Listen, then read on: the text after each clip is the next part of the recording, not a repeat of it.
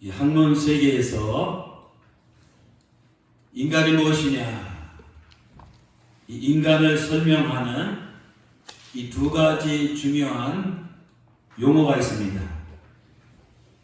두 용어는 이 본질이라는 말과 실존이라는 말입니다. 저 뒤에 우리 철학 전공 교수님이 오늘 오셨는데, 철학에서도 늘 사용하는 용어입니다. 자, 쉽게 설명해 드리면 본질은 그 사람이 누구인가, 그 사람의 이 정체를 설명해 주고 규명해 주는 이 인간의 속모습을 말합니다. 또 실존이란 그 사람 내면의 본질이 외부로 밖으로 드러난 이 겉모습을 말합니다. 사람의 속모습인 이 본질과 겉모습인 이 실존은 마치 동전의 양면처럼 불가분의 관계에 있습니다. 그 사람의 이 본질이 있으므로 눈에 보이는 그 사람의 실존이 있고, 그 사람의 실존이 있으므로 그 사람의 이 본질이 있습니다. 우리 예수님께서는 이 땅에 우리와 똑같은 이 사람으로 오셨습니다. 사람이신 나사렛 예수님도 본질과 이 실존이 있습니다. 예수님의 본질은 무엇입니까?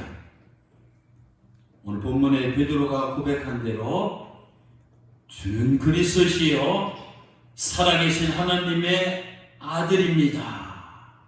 즉 그리스도요 하나님의 아들, 이것이 예수님의 이 본질입니다. 그러면 예수님의 실존은 무엇입니까? 예수님의 실존은 그분 내면의 이 본질이 적나라하게 이 겉으로 나타낸 모습입니다. 오늘 하나님께서 우리에게 주시는 이 설교 메시지는 예수님의 본질이 아니라 예수님의 이 실존에 관한 말씀입니다. 실존은 실제로 이 존재하는 인간의 모습입니다. 주는 그리스도시요 살아계신 하나님의 아들입니다 라는 이 베드로의 고백은 예수님이 누구신가를 본질적으로 말하는 것입니다. 하지만 저는 오늘 다른 각도에서 특별히 세 가지 이 단어를 통해서 예수님이 누구신가를 실존적으로 이 말씀을 드리려고 합니다. 복음서를 살펴보면 예수님과 아주 가까이서 3년 동안 먹고 마시고 자면서 동고동락했던 이 제자들이 있었는데, 그 3년 동안 예수님과 함께 생활했던 제자들은 예수님의 그 본질도 보았고, 그러니까 베드로가 주는 그리스도시요 살아계신 하나님의 아들이라고 했지 않습니까? 예수님의 이 본질도 보았고 동시에 예수님의 이 실존도 경험했습니다. 그러면 그 당시 제자들이 경험한 예수님의 실존적인 모습은 무엇입니까? 제자들에게 이 강렬하게 어필된, 또 제자들에게 이 생생하게 이 부각된, 또 제자들에게 깊숙하게 이 각인된 예수님의 실존적인 모습은 이 세 가지 단어로 분명하게 설명할 수 있습니다. 이 세 가지 단어는 모두 끝말이 이 정으로 끝나는 말입니다. 첫째는 열정입니다. What is 열정? 사전을 찾아보면 열정은 어떤 일에 열렬한 자세를 가지고 마치 미친 듯이 열중하는 그 마음 상태를 가리킵니다. 예수님은 누구십니까? 예수님은 열정의 사람이셨습니다. PPT 띄워주세요. 그 전에 자, 예수님은 열정의 사람, a man of passion. 영어로 이 passion은 아주 태양처럼 이 펄펄 끓는 그 열정을 말합니다. Jesus Christ is a man of passion. 그리스도시여 하나님의 아들로, 그리스도시여 하나님의 아들로 이 땅에 오신 예수님께서는 무엇보다도 하나님을 위해서, 하나님의 뜻을 위해서 열정적으로 사신 겁니다. 12제자들은 예수님과 가장 가까이서 이 동행이기 때문에 그 누구보다도 예수님의 뜨거운 열정을, 화끈한 이 열기를, 타오르는 이 패션을 이 몸으로 직접 이 느낄 수가 있었습니다. 요한복음 2장에 보면 예수님께서 6월절이 다가오자 제자들과 함께 예루살렘 성전에 가셨습니다. 근데 주님께서 성전 뜰 안에 들어가셨을 때 주님의 눈앞에 이 가히 충격적인 이 장면이 펼쳐졌습니다. 그것은 거룩한 하나님의 성전들이 완전히 북한 장마당처럼 이 장마당처럼 이 변해 있는 것이 아닙니까? 이게 뭐지? 소와 양과 이 비둘기를 파는 사람들과 환전상들로 글자대로 이 북새통을 이루고 있었습니다. 그곳에는 하나님께 기도하고 이 찬양하고 경배하는 소리 대신에 소와 이 양과 이 비둘기 소리가 들렸습니다. 또 환전상들이 돈을 바꿔주는 이런 소리들로 이 가득 찼습니다. 6월절이 되면 먼 곳에 흩어져 있던 많은 유대인들이 명절로 인해서 성전에 제사를 드리러 옵니다. 그들은 제물로 드릴 동물들이 필요했습니다. 또한 당시 성전 안에서만 통용되는 화폐로 이 돈을 환전할 필요가 있었습니다. 때문에 장사하는 사람들에게는 6월절이 1년 중 최고의 대목 중의 대목입니다. 그들은 성전 책임자들에게, 제사장과 레위인 그 신세들에게 권리금을 주고 또 정기적으로 상납금을 이제 주면서 이 장사 자리를 확보하고 이 매매 행위를 했습니다. 많은 이익을 챙겼습니다. 실로 유대 종교 지도자들과 또 그들과 결탁한 장사하는 사람들은 이 거룩한 하나님의 이 성전을 인간의 이 탐욕의 이 장소로 변질시켜 버렸습니다. 당시 이런 내막을 다 하셨던 주님께서는 이제는 그런 광경을 도저히 그냥 내버려 두실 수가 없었습니다.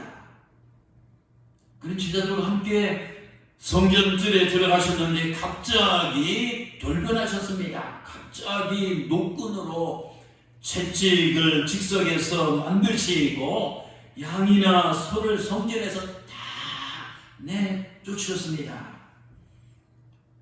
오늘 성경에 보면 환전상들의 이 좌판을 뒤집어 보시며 그 돈을 다 쏟으셨습니다. 또 비둘기 하는 사람들도 다 몰아내셨습니다. 그리고 그들을 향해서 오늘 16절에 보면 뭐라고 하셨습니까? 내 아버지 집으로, 이게 어떤 집인데? 전능하신 이 창조주 하나님의 성부 하나님의 이 집으로 이 장사하는 집을 만들지 말라. 또 똑같은 이 사건이 누가복음 16장 46절에 기록되어 있는데 주님이 이렇게 말씀하십니다. 그들이 이르시되 기록된 바 내 집은 거룩한 성도들이 모여서 하나님께 이 기도하는 집이 되리라 하였거늘 너희는 어찌해서 이 강도의 이 소굴을 만들어 버렸구나. 이런 말씀을 하셨습니다.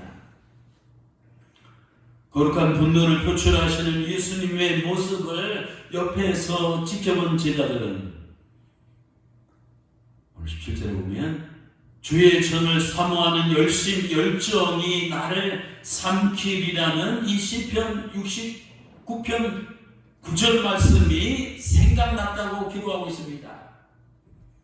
시편에 기록된 이 말의 원뜻은 주의 전을 사모하는 열정이 시편 기자인 다윗의 이 몸과 마음과 영혼을 삼킬 듯이 이 불살라 버렸다는 의미입니다. 그 당시 제자들은 이 성전 청결 사건, 성전 종화 사건을 통해서 우리 예수님 안에 이 불타오르는 하나님을 향한 이 뜨거운 열정을 보았습니다.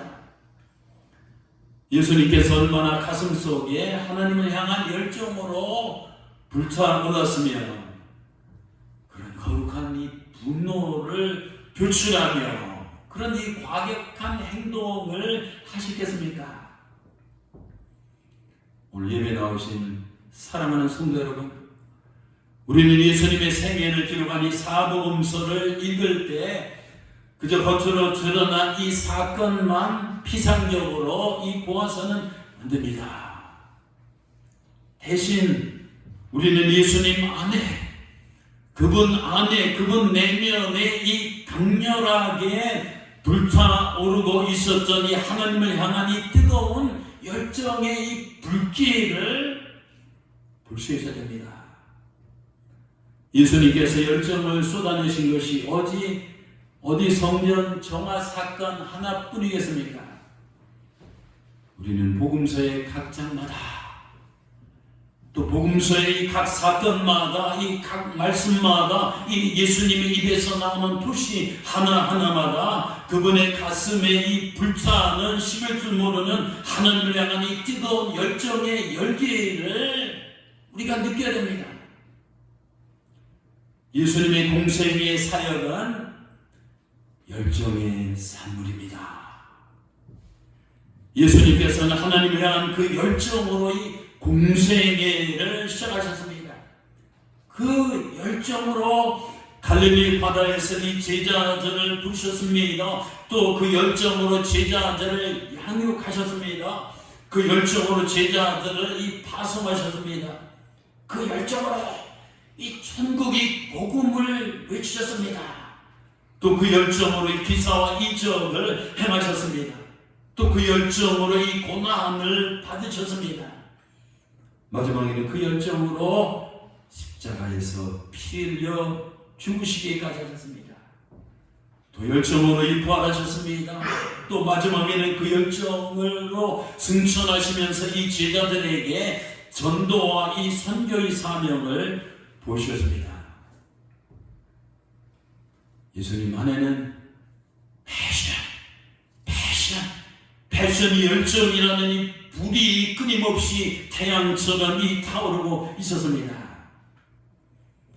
여기에서 우리 자신에게 스스로 질문을 해봅시다. 지금 내 안에도 과연 예수님처럼 하나님을 향한 이 열정의 이 불이 타오르가 있는가? 어떤 열정입니까? 예배에 대한 열정의 불이 타오르고 있습니까? 또 기도에 대한 이 열정의 이 불이 타오르고 있습니까? 또 영혼을 동일하게 여기며 이 전도에 대한 이 열정이 타오르고 있습니까? 또 하늘에 썩어지는 미랄처럼 하나님께 헌신하려는 이 열정의 이 불이 타오르고 있습니까? 또 자기를 부인하고 십자가를 지고 가려는 이 열정의 이 불이 타오르고 있습니까?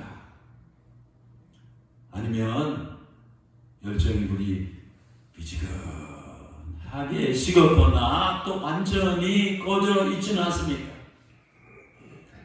계시록 3장에 보면 주님께서는 이런 상태에 머물러 있는 라오디게아 교인들을 향해서 이렇게 책망하셨습니다.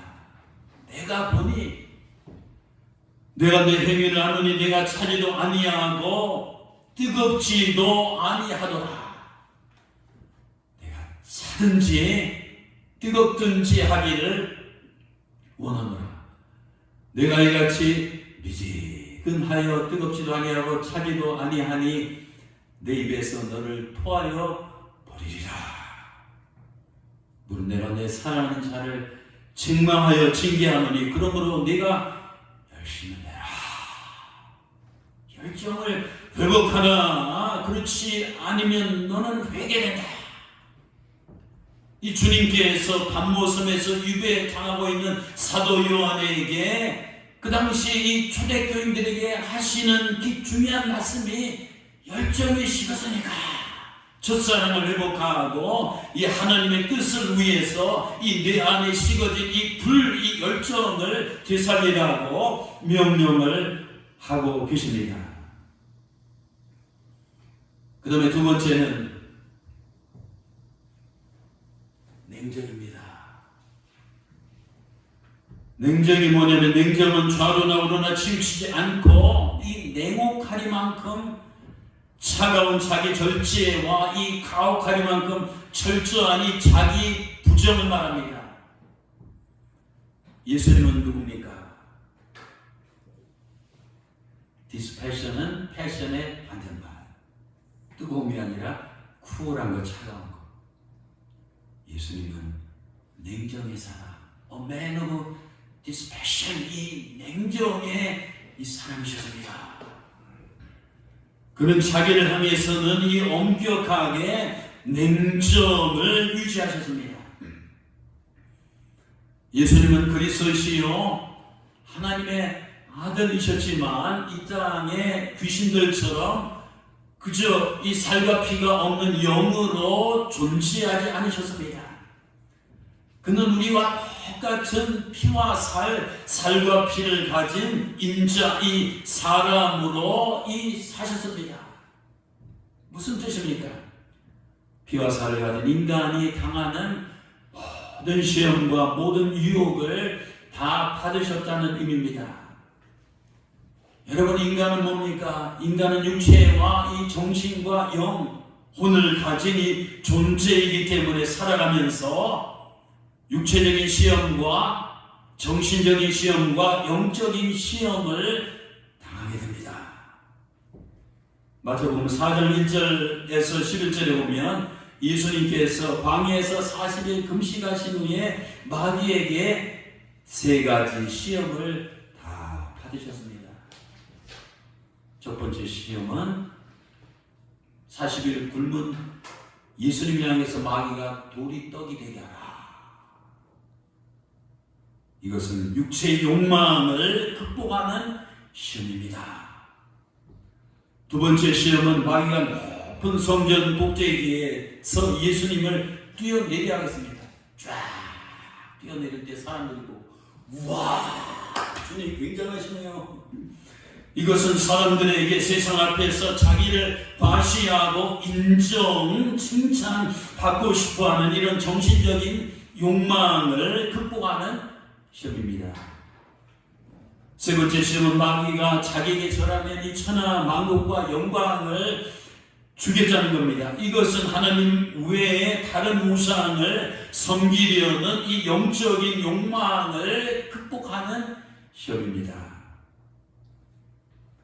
마귀는 예수님을 시험하고 실패한 다음에 잠시 떠났지만 여전히 끊임없이 십자가를 지시는 그 순간까지 예수님을 시험하고 괴롭혔습니다. 십자가의 죽음을 맞이하는 그 순간까지 마귀는 이런저런 격려를 통해서 예수님을 끊임없이 유혹하고 이 집요하게 시험했습니다.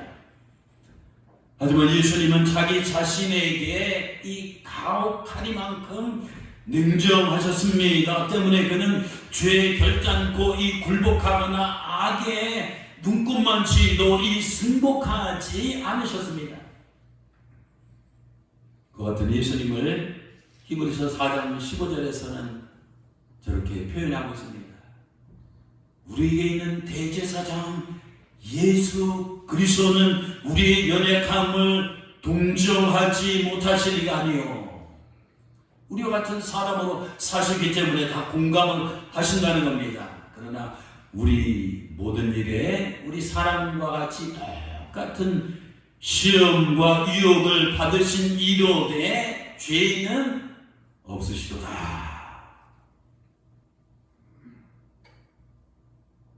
죄를 짓지 않았다는 겁니다.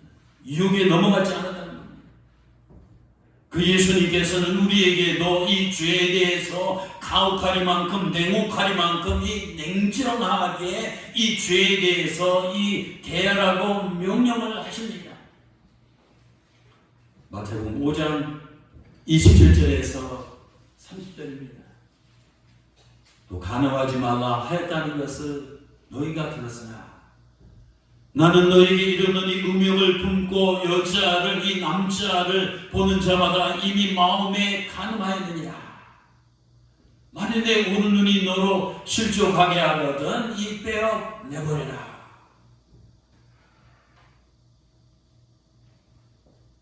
내 백체 중 하나가 없어지고 온몸의 지옥에 이 던지지 않는 것이 유익하며 또 만일 내 오른손이 너로 실족하게 하거든 찍어버리라. 내 백체 중 하나가 없어지고 온몸이 지옥에 던져지지 않는 것이 유익하느니라. 여러분, 왜 우리가 이 땅에 살면서 죄를 짓고 이 악을 행하게 됩니까? 그것은 이 악이 죄악에 대해서 가혹하리만큼 냉정하지 않기 때문입니다. 내가 죄를 지을 때마다 악을 행할 때마다 내 손발을 이 절단하겠다는 이 가혹하리만큼 냉정한 이 각오가 서 있으면 죄를 쉽게 지을 수 없습니다. 냉정의 반대는 온정입니다. 피와 살 가진 인간이 살면서 어떻게 죄를 안 짓고 사나? 우리가 이렇게 죄에 대해서 온정주의로 흐른다면 평생 이 죄악의 수렁에서 벗어날 수가 없습니다. 예수 믿고 죄의 용서를 받고 교회 다닌다고 자동적으로 죄를 안 짓고 악을 행하지 않는 것이 아닙니다. 성령을 받았다고 자연적으로 우리가 죄와 악에서 끊어지는 것은 아닙니다. 내가 그렇게 하지 않으려고 이 힘을 쓰고 애를 쓰고 냉정하게 하지 않으면 우리는 언젠가 어느 순간에 또 죄와 악에 넘어질 수밖에 없는 연약한 인간입니다. 히브리서 11장 4절은 이렇게 말합니다. 지금까지 여러분들은 피를 흘리면서까지도 이 죄와 이 대항하여 싸운 일이 없었노라. 여러분, 우리 예수님께서는 피를 흘리시면서까지 죄와 대항하다 싸우시다가 십자가에서 죽으셨습니다. 여러분, 우리는 죄에 대해서 냉정하신 예수님처럼 지금까지 몸으로 짓는 죄, 이 마음으로 짓는 죄, 영으로 짓는 죄를 범하지 않기 위해서 저 성경의 말씀처럼 이 피 흘리기까지 아주 치열하게 싸워보신 적 있습니까? 또 지금까지 지옥불에 던져지는 죄를 범하지 않기 위해서 피 흘리기까지 싸워보셨습니까? 또 지금까지 십계명을 지키기 위해서 피 흘리기까지 싸워보셨습니까? 또 지금까지 하나님 앞에서 한 점 부끄러움 없는 성도가 이 거룩한 하나님의 자녀가 되기 위해서 죄와 투쟁하며 피 흘리기까지 싸워보셨습니까? 가인의 동생 아벨을 돌로 쳐 죽이려 할 때 하나님께서는 그에게 이렇게 경고하셨습니다. 죄가 뭐예요? 죄가 이 문에 엎드려 있느니라. 죄가 너를 원하나, 죄가 너를 원하나 찾으나 너는 이 죄를 다스릴지니라. 여러분, 죄가 늘 우리 마음 문 앞에 어슬렁거리며 바짝 엎드려 있습니다. 죄가 우리를 장악하며 이 지배하길 원합니다. 달콤한 죄가 우리를 유혹하며 부릅니다. 우리는 이 죄의 이 마음의 문을 눈곱만 치라도 열어주면 안 됩니다. 우리 안에 이 죄의 공간을 허락하면 안 됩니다. 죄가 손을 내밀 때 냉정하게 뿌리쳐야 됩니다. 죄가 따라올 때 냉정하게 물리쳐야 합니다. 죄가 끌어당길 때 냉정하게 끊어버려야 됩니다. 이 죄는 예수님처럼 인정사정 없이 무자비하게 냉정하게 다뤄야 됩니다. 그 다음에 셋째는 애정입니다. 예수님은 인생들을 향해서 무한한 사랑과 무한한 이 공일과 이 무한한 자비를 가지신 무한한 애정의 소유자이셨습니다. 말하자면 예수님은 애정이 컴패션입니다. A man of compassion. 예수님은 애정의 사람이셨다. 우리는 일반적으로 태어나서 이 땅에 사람들을 이제 관계를 맺고 사는데 우리는 일반적으로 사람들을 소위 이해관계에 따라서 바라보고 유대관계에 따라서 접근하고 상하관계에 따라서 이 대화합니다. 예수님 시대에 살았던 사람들도 마찬가지입니다. 상호간의 대인관계를 설정하는 중요한 기준은 상대방이 혈통적으로 유대인이냐 이방인이냐, 또 종교적으로 성직자냐 평신도냐, 또 사회적으로 지위가 높은 사람이냐 낮은 사람이냐, 경제적으로 부자냐 가난한 자냐, 또 생물학적으로 남자냐 여자냐, 외모적으로 장애가 있느냐 없느냐 기타 등등이었습니다. 다 이런 조건과 이 자격을 통해서 내가 만나는 사람들을 다 바라보고 접근하며 대화하는 것이 인간의 일반적인 습성입니다. 하지만 우리 주님께서 이 생각하시는 기준은 달랐습니다. 우리 주님은 모든 사람은 그들이 외적으로 누구이든지 관해 상관없이 하나님의 사랑을 듬뿍 받기 위해서 이 태어난 귀한 이 소중한 이 존재라는 사실입니다.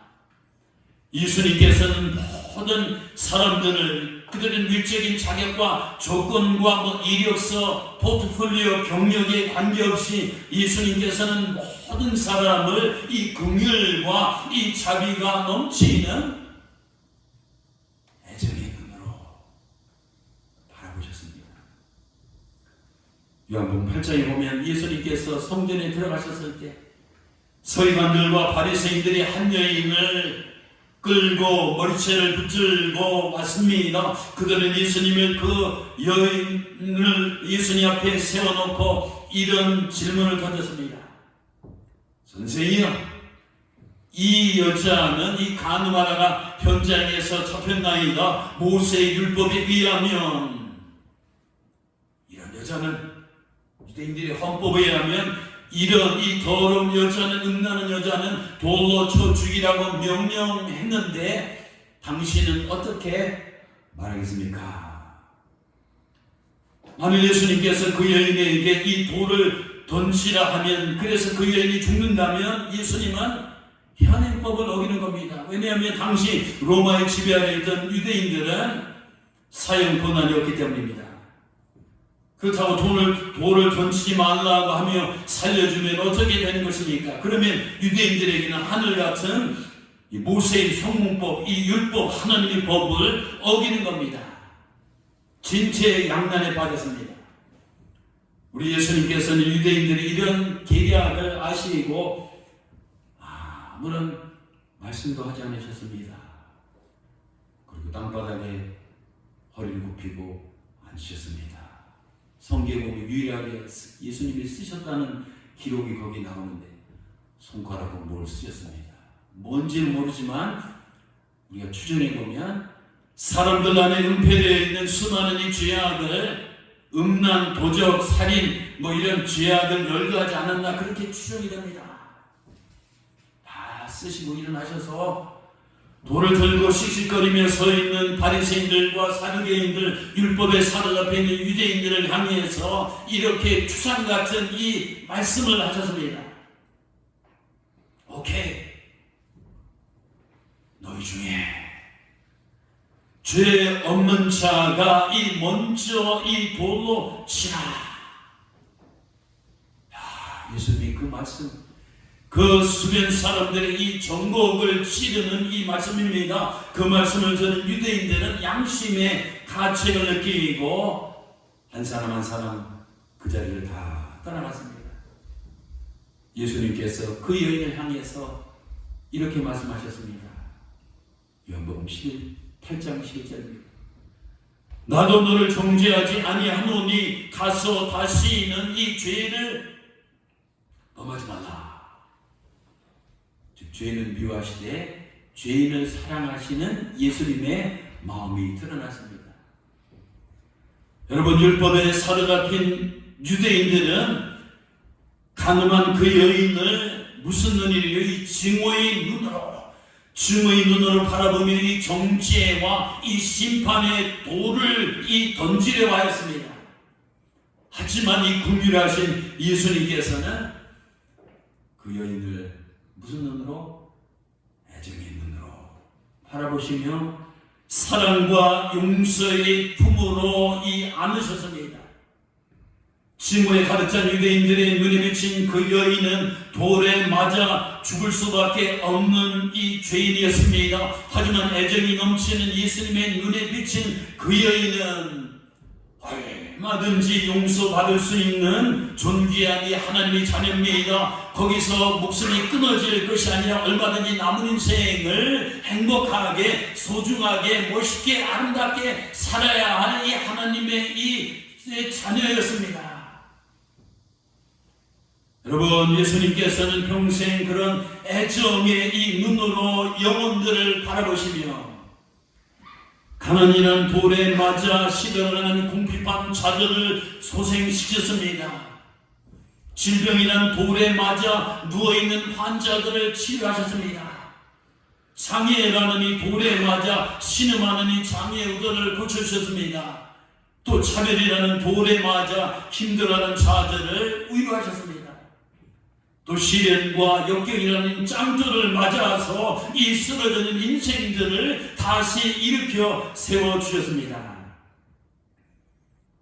우리 사랑하는 성도 여러분, 우리도 예수님처럼 주변 사람들을 애정의 이 눈으로 바라보면 다가서지 못할 사람이 없습니다. 이해하지 못할 사람이 없습니다. 사랑하지 못할 사람이 없습니다. 용서 못할 사람이 없습니다. 품지 못할 사람이 없습니다. 어제 설교 준비 도중에 여보 저녁 식사 다 됐어요. 식탁에 딱 앉았습니다. 제가 식사 중에 우리 안 식구에게 이런 말을 했습니다. 여보, 우리 한 번밖에 없는 삶인데 그렇잖아요? 이 귀한 인생을, 이 귀한 시절을, 이 귀한 기간을, 이 귀한 시간들을 우리와 함께 지금 보내고 있는 우리 교회 성도들이 너무 귀하게 느껴지지 않습니까? 그걸 위하시고 저도 그래요. 어제 설교하는데 여러분, 우리 인생에 정말 중요한 시간, 이 시간은 앞으로도 없고 뒤도 없지 않습니까? 인생의 황금 같은 이 중요한 이 기간을 이 꿈나무 공동체 안에서 함께 1년이나 3년, 5년, 10년 뭐 이상이 보내고 있는 분들이 제가 담임 목사로서 너무나도 고맙고 감사하고 사랑스럽고 복스러운 겁니다. 제가 애정의 눈으로 우리 교우들을 바라보니 여러분 한 분 한 분이 저희 내에게는 너무나도 소중하고 너무나도 귀중하고 너무나도 이 존중받아야 할 그런 보석과 같은 분들이라는 것을 다시 한번 깨달았습니다.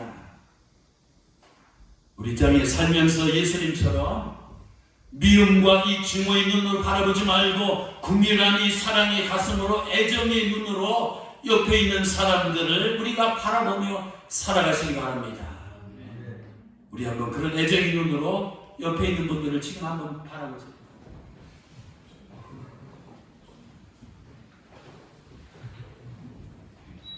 아무 느낌이 없어요?